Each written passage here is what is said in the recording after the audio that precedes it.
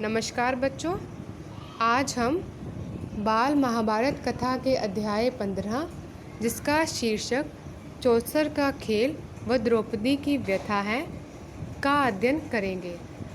चलिए पाठ शुरू करते हैं। धृतराष्ट्र की बात मानकर विदुर पांडवों के पास आए। उनको देखकर महाराज युधिष्ठिर उठे और उनका यथोचित स्वागत सत्कार किया। धृतराष्ट्र पांडवों को न्योता देने के लिए विदुर को भेजते हैं। जब विदुर युधिष्ठिर के यहाँ पहुँचते हैं तो युधिष्ठिर उनका स्वागत सत्कार करते हैं। यथोचित शब्द का अर्थ होता है जितना होना चाहिए उतना, तो युधिष्ठिर उनका यथोचित स्वागत सत्कार करते हैं।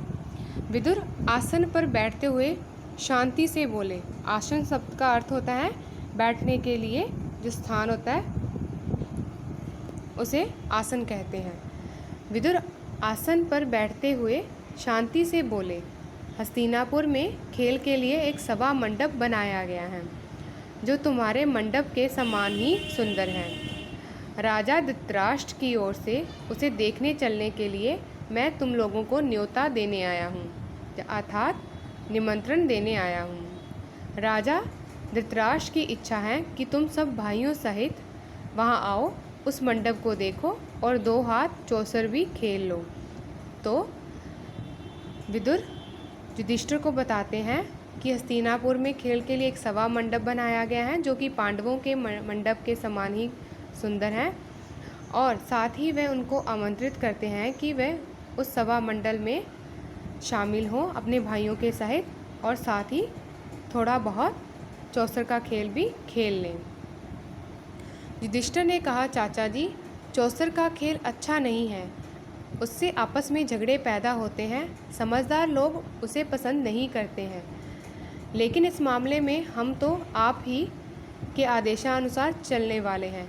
आपकी सलाह क्या है? तो युधिष्ठिर आगे विदुर के निमंत्रण पर बोलते हैं कि चौसर का खेल अच्छा नहीं है क्योंकि इससे आपस में झगड़े फसाद पैदा होते हैं, और समझदार लोग इसको खेलना अच्छा भी नहीं समझते हैं।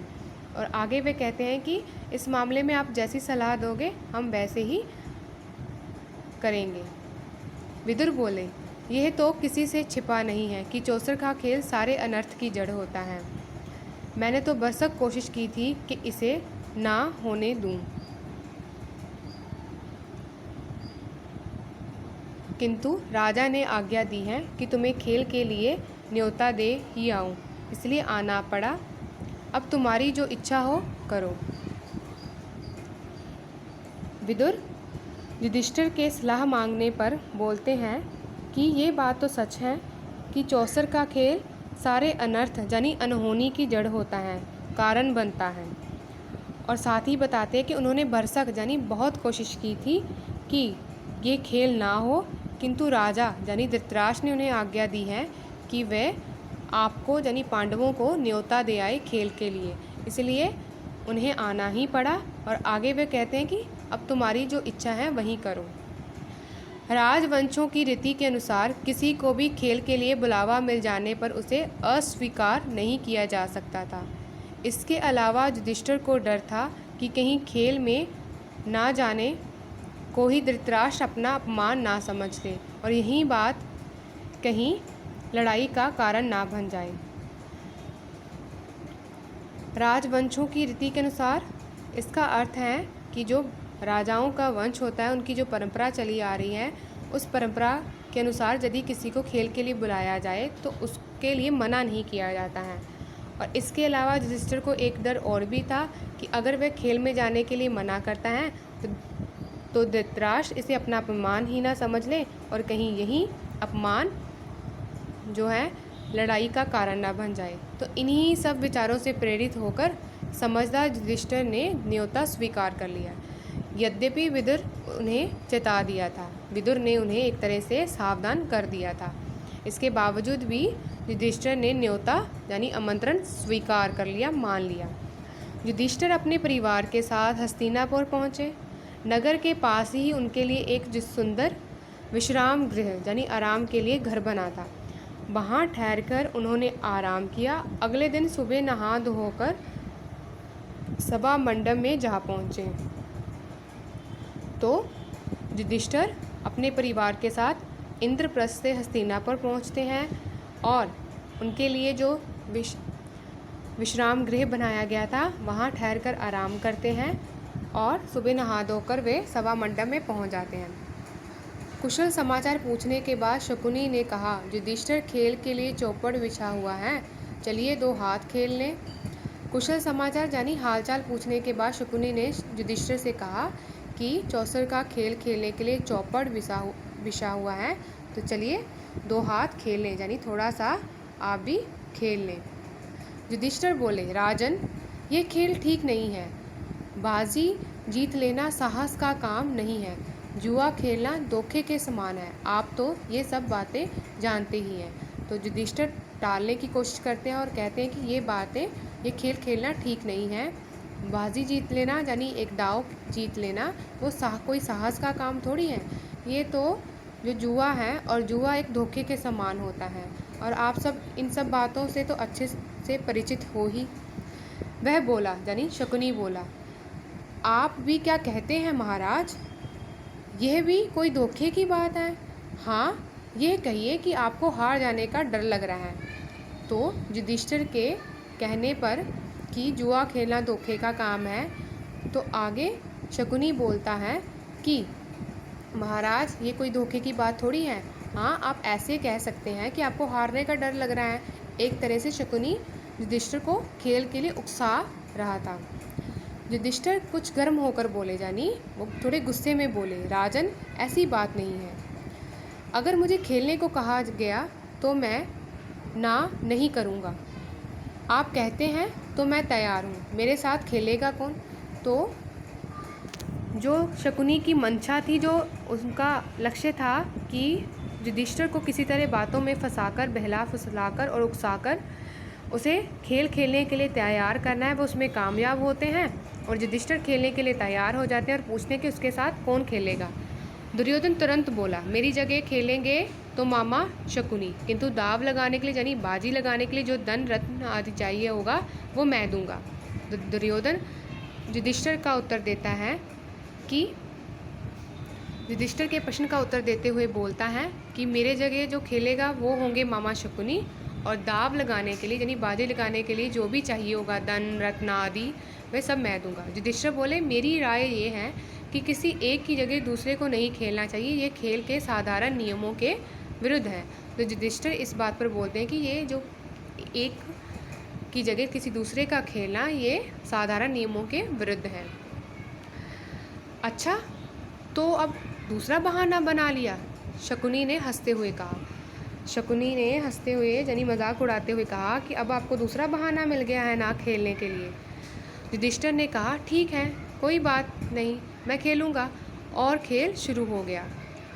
शकुनी युधिष्ठिर को उकसा रहा था और युधिष्ठिर ठीक वैसा ही कर रहे थे। शकुनी ने युधिष्ठिर को उकसाया और युधिष्ठिर ने कहा, ठीक है, कोई बात नहीं, मैं खेलूँगा।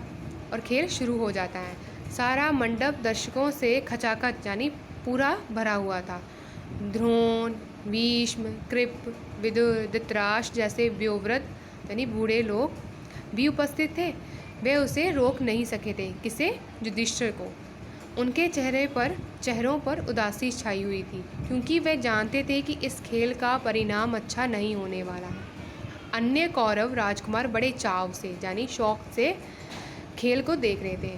पहले रत्नों की बाजी लगी, यानी पहले रत्नों को दांव पर लगाया गया, फिर सोने चांदी के खजानों की, उसके बाद रथों और घोड़ों की। तीनों दांव दुर्योधन हार गए। शकुनी का पासा मानो उसके इशारों पर चलता था। इस पंक्ति का अर्थ ये है कि शकुनी चौसर के खेल के मजे हुए खिलाड़ी थे, यानी बहुत निपुण खिलाड़ी थे। खेल में युधिष्ठिर बारी बारी से अपनी गायें, भेड़, बकरियां, दास, दासी, रथ, घोड़े, सेना, देश, देश की प्रजा सब खो बैठे। भाइयों के शरीरों पर जो आभूषण और वस्त्र थे उनको भी बाजी पर लगा दिया और हार गए। और कुछ बाकी है? शकुनी ने पूछा। सब कुछ हार जाने के बाद शकुनी जो हैं युधिष्ठिर से पूछते हैं कि अब तुम सब कुछ हार गए हो, क्या तुम्हारे पास और कुछ बाकी है जो जिसको बाजी पर लगाया जा सके, यानी दांव पर लगाया जा सके। ये सांवले रंग का, सांवले शब्द का अर्थ होता है हल्का काला। ये सांवले रंग का सुंदर युवक मेरा भाई नकुल खड़ा है, वही मेरा धन है, इसकी बाजी लगाता हूँ, चलो, युधिष्ठिर ने जोश के साथ कहा।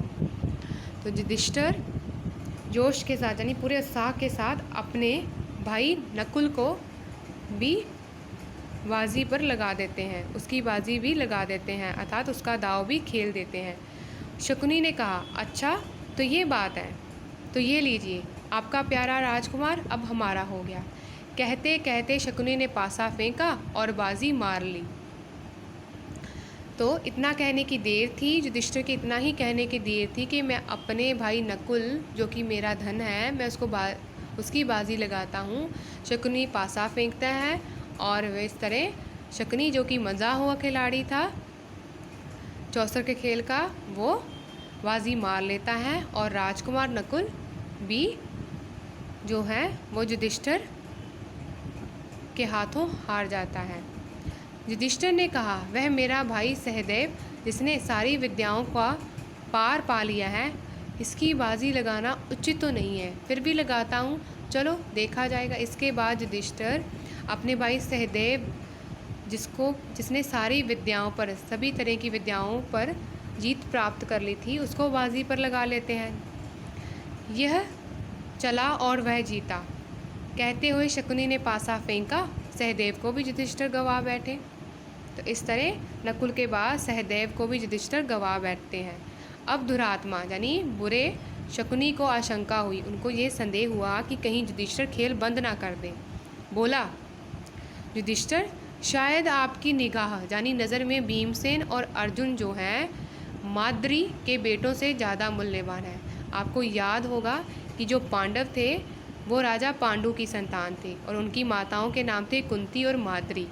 तो शकुनी युधिष्ठिर से बोलते हैं कि शायद आपकी निगाह नज़र में भीमसेन जो अर्जुन है वो माद्री के बेटों, और माद्री के बेटे कौन थे, नकुल और सहदेव, उनसे ज़्यादा मूल्यवान है, इसीलिए आप उनकी बाजी नहीं लगा पाएंगे।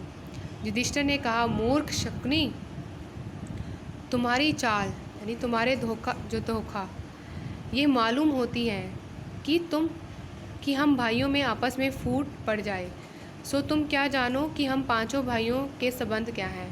पराक्रम में जिसका कोई सानी नहीं है, उस अपने भाई अर्जुन को मैं दांव पर लगाता हूँ, चलो। तो युधिष्ठिर शकुनी के उकसाने पर क्या कहते हैं कि मुझे ऐसा लगता है कि ये तुम्हारी चाल है कि तुम हम भाइयों में आपस में फूट डलवाना चाहते हो, और तुम क्या जानो कि हम भाइयों में कितना प्रेम है। अब मैं अपने उस भाई जिसका पराक्रम में कोई दूसरा सानी नहीं है यानी कोई मुकाबले में नहीं है, उसको दांव पर लगाता हूँ। शकुनी यही तो चाहता था, तो ये चला, कहते हुए पासा फेंका और अर्जुन को भी हाथ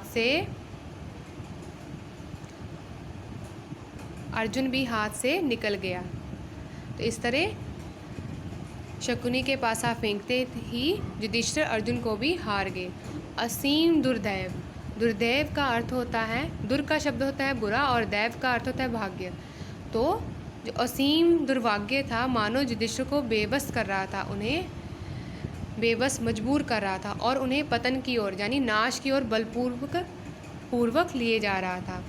तो यहाँ बताया गया है कि ऐसा लग रहा था कि जैसे दुर्भाग्य युधिष्ठिर को मजबूर कर रहा था और ज़बरदस्ती उन्हें पतन यानी नाश की ओर लेकर जा रहा था। वह बोले, राजन, शारीरिक बल में संसार भर में जिसका कोई जोड़ीदार नहीं है, अपने उस भाई को मैं दांव पर लगाता हूँ। ये कहते हुए युधिष्ठिर भीमसेन से भी हाथ धो बैठे यानी उनको भी हार गए।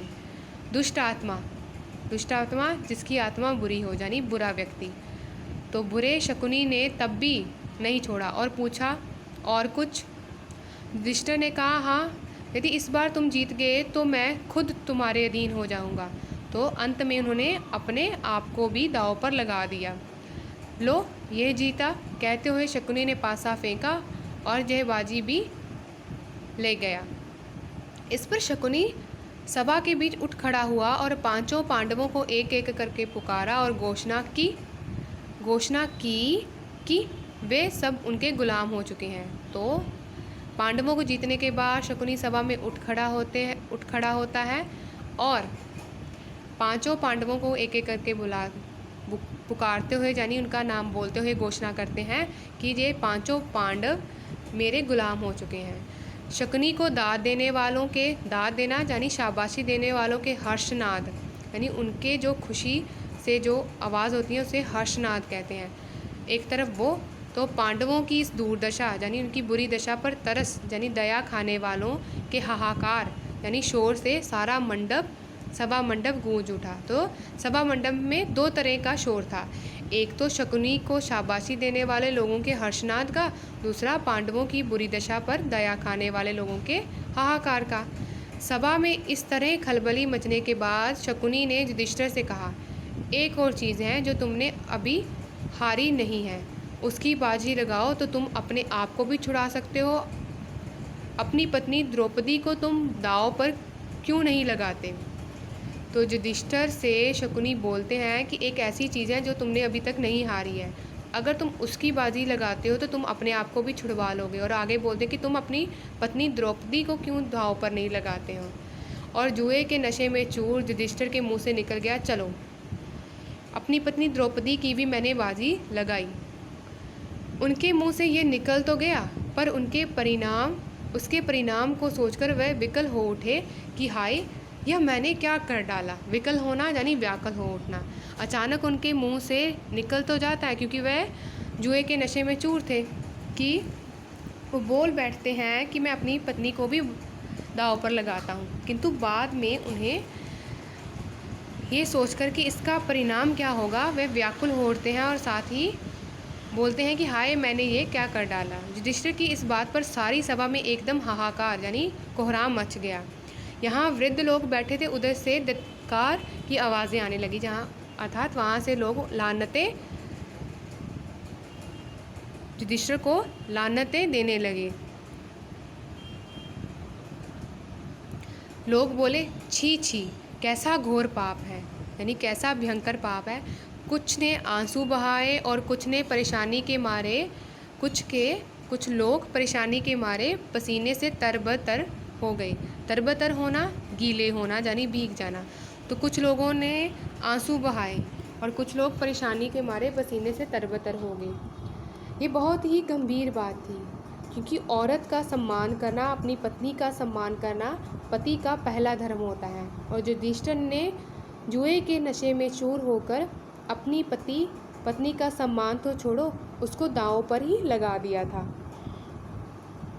दुर्योधन और उसके भाइयों ने बड़ा शोर मचाया, पर युयुत्सु नाम का धृतराष्ट्र का एक बेटा शोक संतप्त हो उठा। शोक संतप्त होना यानी शोक में डूब गया और ठंडी आह भरकर उसने सिर झुका लिया, यानी उसने शर्मिंदगी से अपना सिर झुका लिया। शकुनी ने पासा फेंक कर कहा, जह लो, यह बाजी भी मेरी ही रही। इस तरह शकुनी द्रौपदी को भी जीत गए। बस फिर क्या था। दुर्योधन ने विदुर को आदेश देते हुए कहा, आप अभी रनवास में जाएं। रनवास यानी जहाँ रानियाँ रहती हैं, जाएं और द्रौपदी को यहाँ ले आएं। उससे कहें कि जल्दी आए। तो दुर्योधन विदुर को आदेश देते हैं कि जाओ, रनवास में जाओ और द्रौपदी को बोलो कि जल्दी जल्दी सभा मंडप में आए। विदुर बोले, मूर्ख, नाहक, क्यों मृत्यु को न्योता देने चला है? अपनी भीष्म परिस्थिति का तुम्हें ज्ञान नहीं है। नाहक यानी व्यर्थ और न्योता देना यानी आमंत्रण देना। भीष्म परिस्थिति यानी प्रतिकूल परिस्थिति, गलत जो हालात, खराब हालात। तो विदुर बोलते हैं, ना समझ, व्यर्थ में अपनी मौत को क्यों बुला रहे हो? तुम्हें अपनी भीष्म परिस्थिति का बिल्कुल भी ध्यान नहीं है, ज्ञान नहीं है। दुर्योधन को यूं फटकारने के बाद विदुर ने सभासदों की ओर देखकर कहा।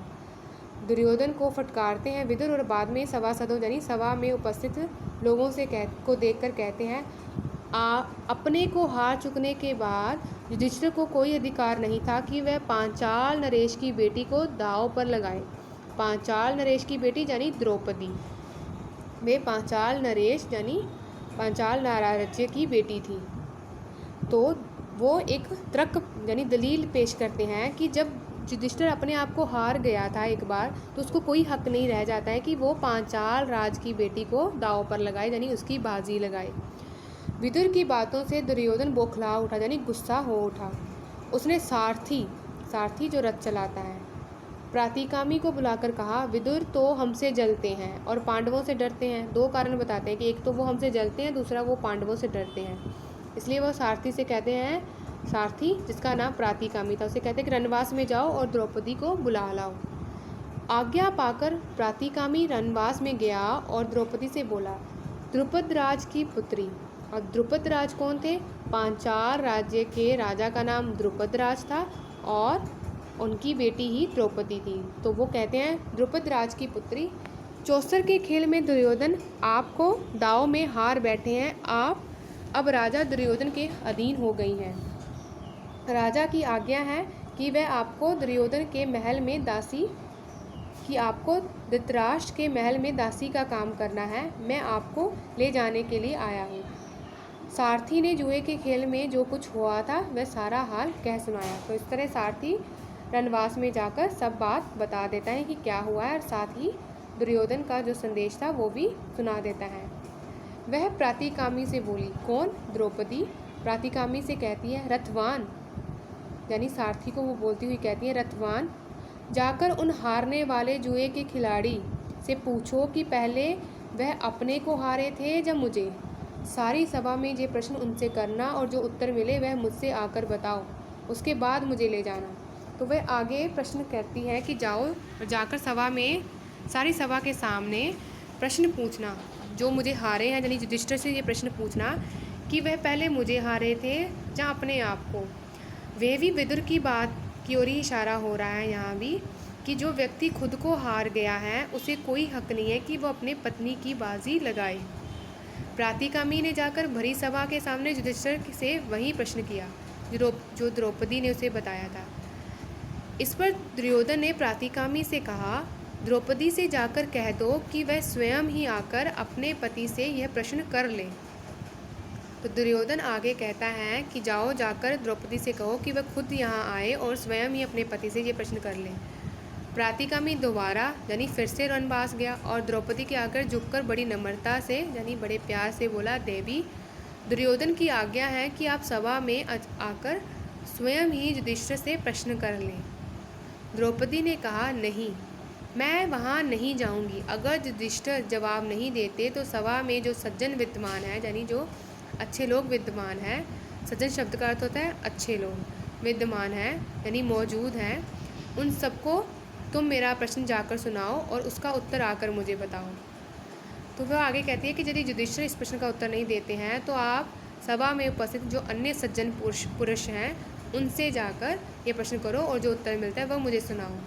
प्रातिकामी लौटकर फिर सभा में गया और सभासदों को द्रौपदी का प्रश्न सुनाया।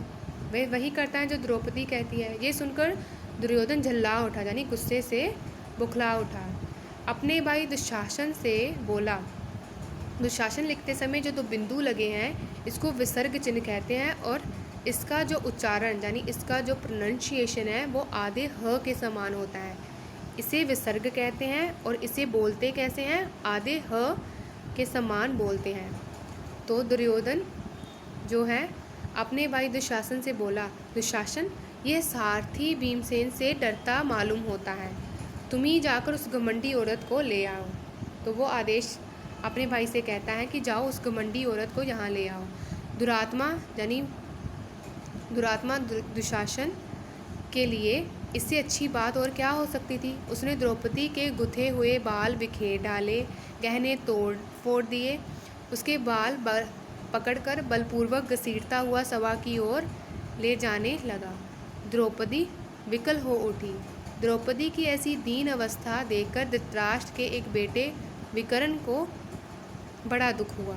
तो दुर्योधन के कहने पर दुशासन बहुत खुश होता है और खुशी खुशी वो रणवास में जाता है। द्रौपदी का अपमान कर, उसके गहने तोड़कर, उसके बाल बिखेरकर उसे बलपूर्वक यानी ज़बरदस्ती घसीटता हुआ सभा में ले आता है। द्रौपदी व्याकुल हो उठती है और उसकी ऐसी दीनहता यानी अवस्था यानी उसकी ऐसी बुरी अवस्था को देखकर धृतराष्ट्र के एक बेटे जिसका नाम विकर्ण था उसको बहुत दुख होता है। उससे रहा नहीं जा गया। वह बोलता है, उपस्थित वीरों, यानी जो हाजिर हैं वीर, उनको बोलता है कि उपस्थित वीरों सुनिए, चौसर के खेल के लिए युधिष्ठिर को धोखे से बुलावा दिया गया था। वह धोखा खाकर इस चाल में फंस गए और अपनी स्त्री तक की बाजी लगा दी। तो वो पहला ये बताता है कि युधिष्ठिर को धोखे से बुलाया गया था, इसलिए ये सारा कार्य न्यायोचित नहीं है, यानी ये न्याय के अनुसार नहीं है। पहला कारण ये बताता है कि धोखे से बुलवाकर उनसे ये खेल खेलने के लिए कहा गया है। दूसरी बात यह है कि द्रौपदी अकेले युधिष्ठिर की पत्नी नहीं है, बल्कि पांचों पांडवों की पत्नी है, इसलिए उसको दांव पर लगाने का अकेले युधिष्ठिर को कोई हक नहीं था। इसके अलावा खास बात यह है कि एक बार जब युधिष्ठिर खुद को ही दांव में हार गए थे तो उनको द्रौपदी की बाजी लगाने का अधिकार क्या था।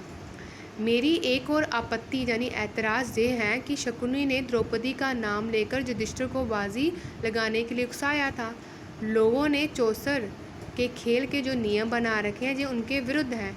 इन सब बातों के आधार पर, यानी इन सब बातों को आधार बनाकर मैं इस सारे खेल को नियम विरुद्ध ठहराता हूँ। मेरी राय में द्रौपदी नियम पूर्वक नहीं जीती गई है। तो वो 4-5 तर्क देते हैं। पहला कि धोखे से बुलवाकर युधिष्ठिर को खेल खेलने के लिए उकसाया गया है। दूसरा, द्रौपदी अकेली युधिष्ठिर की पत्नी नहीं है, वो पांचों पांडवों की पुत्री है, इसलिए पांचों पांडवों को हक था इस पर निर्णय लेने का। तीसरा ये कि द्रौपदी को दांव पर लगाने के लिए युधिष्ठिर को शकुनी द्वारा उकसाया गया था। और चौथा कि जब एक बार युधिष्ठिर द्रौपदी खुद स्वयं को हार ही गए थे तो उनको कोई हक नहीं रहता था कि वह द्रौपदी को दांव पर लगाए। तो इस आधार पर वो कहते हैं कि जो सब इन बातों के आधार पर मेरा ये मानना है कि ये सारा खेल ही नियम के विरुद्ध है, इसलिए जो द्रौपदी हैं वो नियम पूर्वक नहीं जीती गई है, उसको इससे बाहर रखना चाहिए।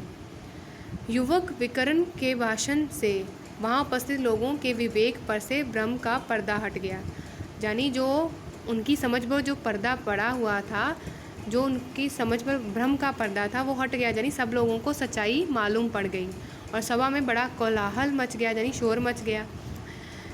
ये सब देखकर कर्ण उठ खड़ा हुआ और क्रुद्ध होकर बोला, विकर्ण, अभी तुम बच्चे हो, सभा में इतने बड़े बूढ़ों के होते हुए तुम कैसे बोल पड़े? तुम्हें यहाँ बोलने और तर्क वितर्क करने का कोई अधिकार नहीं है। तो वो उसे एक तरह से डांटने लगता है क्योंकि वह छोटा था। ये देखकर दुशासन द्रौपदी के पास गया और उसका वस्त्र पकड़कर खींचने लगा। ज्यों-ज्यों वह खींचता गया त्यों-त्यों वस्त्र भी बढ़ता गया और अंत में खींचते खींचते दुशासन की दोनों भुजाएं थक गई। हांफता हुआ वह थकान से चूर होकर बैठ गया। सभा के लोगों में कंपकपी सी फैल गई, यानी सब लोग डर गए और धीमे स्वर में बातें होने लगी। इतने में भीमसेन उठा। उसके होंठ मारे क्रोध के फड़क रहे थे, यानी हिल रहे थे। ऊंचे स्वर में उसने भयानक प्रतिज्ञा की, यानी भयानक संकल्प लिया। उपस्थित सज्जनों, मैं शपथ यानी कसम खाकर कहता हूँ कि जब तक भरत वंश पर बट्टा लगाने वाले, यानी अपमान करने वाले, भरत वंश का अपमान करने वाले इस दुरात्मा दुशासन की छाती चीरना दूंगा यानी लूँगा, अर्थात उसका वध ना कर डालूंगा, तब तक इस संसार को नहीं छोड़ूंगा, अर्थात तब तक मैं मौत को प्राप्त नहीं होऊंगा। भीमसेन की इस प्रतिज्ञा को सुनकर उपस्थित लोगों के हृदय भय के मारे थर्रा उठे, यानी कंपकपा उठे। इन सब लक्षणों से धृतराष्ट्र ने समझ लिया कि ये सब ठीक नहीं हुआ था। ये सब जो सब कुछ हुआ था, इससे धृतराष्ट्र को समझ आ गया था कि अब जो भी हुआ है वह ठीक नहीं हुआ है। उन्होंने अनुभव किया कि जो कुछ हो चुका है उसका परिणाम शुभ नहीं होगा। ये उनके बेटे और कुल यानी वंश के विनाश का कारण बन जाएगा। उन्होंने परिस्थिति यानी मौके को संभालने के इरादे से द्रौपदी को बड़े प्रेम से अपने पास बुलाया, उसे शांत किया और सांत्वना दी, यानी तसल्ली दी। उसके बाद वह युधिष्ठिर की ओर मुड़कर बोले, युधिष्ठिर, तुम तो आज़ाद शत्रु हो, अर्थात तुम्हारा कोई शत्रु नहीं है। उदार हृदय के भी हो तुम, यानी दयालु हृदय के भी हो। अजात शत्रु शब्द का अर्थ होता है जिसका कोई शत्रु ना हो। दुर्योधन की इस कुचाल को क्षमा करो और इन बातों को मन से निकाल दो और भूल जाओ। अपना राज्य और संपत्ति आदि सब ले जाओ और इंद्रप्रस्थ जाकर सुखपूर्वक रहो। धृतराष्ट्र एक तरह से डर गए थे कि ये जो सब कुछ हुआ है जो उनके विनाश के कारण बनेगा। इसके बाद वो द्रौपदी को अपने यहाँ बुलाते हैं, उन्हें सांत्वना यानी तसल्ली देते हैं। साथ ही दुर्योधन को बुलाकर समझा बुझाकर उन्हें उनका राज्य व संपत्ति लौटाकर वापस इंद्रप्रस्थ भेज देते हैं। धृतराष्ट्र की इन मीठी बातों को सुनकर पांडवों के दिन शांत हो गए और यथोचित अभिवादन आदि के उपरांत द्रौपदी और कुंती सहित सब पांडव इंद्रप्रस्थ के लिए विदा हो गए। तो जितना होना चाहिए उतना आदर सत्कार करने के बाद, दुआ सलाम करने के बाद द्रौपदी और कुंती सहित जो पांडव थे वो इंद्रप्रस्थ के लिए विदा हो गए, यानी चल दिए। पांडवों के विदा हो जाने के बाद कौरवों में बड़ी हलचल मच गई। पांडवों के इस प्रकार अपने पंजे से साफ निकल जाने के कारण कौरव बड़ा क्रोध प्रदर्शन करने लगे और दुशासन और शकुनी के उकसाने पर दुर्योधन पुनः अपने पिता धृतराष्ट्र के सिर पर सवार हो गया, यानी उनके पीछे पड़ गया। पांडवों को खेल के लिए एक बार और बुलाने के लिए उनको राजी कर लिया। तो दुर्योधन दुशासन और शकुनी के उकसाने पर अपने पिता के पीछे पड़ जाता है और एक बार फिर से चौसर का खेल खेलने के लिए पांडवों को बुलाने के लिए अपने पिता को राज़ी कर लेता है। युधिष्ठिर को खेल के लिए बुलाने के लिए फिर दूत भेजा जाता है। दूत वह व्यक्ति जो संदेश लेकर लाने और ले जाने का कार्य करता है। तो दूत भेजा जाता है। पिछली घटना के कारण दुखी होते हुए भी युधिष्ठिर को ये निमंत्रण स्वीकार करना पड़ा। युधिष्ठिर हस्तिनापुर लौटे और शकुनी के साथ फिर चौपड़ खेला। इस बार खेल में शर्त ये थी कि हारा हुआ दल, यानी हारा हुआ समूह, दल शब्द का अर्थ होता है समूह, अपने भाइयों के साथ 12 वर्ष तक वनवास करेगा, यानी वन में रहेगा। और उसके उपरांत 12 वर्ष तक वनवास करने के बाद, उपरांत शब्द का अर्थ होता है बाद, 1 वर्ष अज्ञातवास में रहेगा, अर्थात अपनी पहचान छुपाकर रहेगा। यदि उस एक वर्ष में उनका पता चल गया, यानी पता चल गया कि वे कहाँ रह रहे हैं, तो उन सबको 12 वर्ष का वनवास फिर से भोगना होगा, यानी उनको दोबारा से वनवास की अवधि शुरू करनी पड़ेगी। इस बार भी युधिष्ठिर हार गए और पांडव अपने किए वादे के अनुसार वन में चले गए। तो ये था पाठ 15, जिसका शीर्षक था चौसर का खेल व द्रौपदी की व्यथा। आशा करती हूँ कि इस पाठ की व्याख्या आपको समझ में आ गई होगी। धन्यवाद।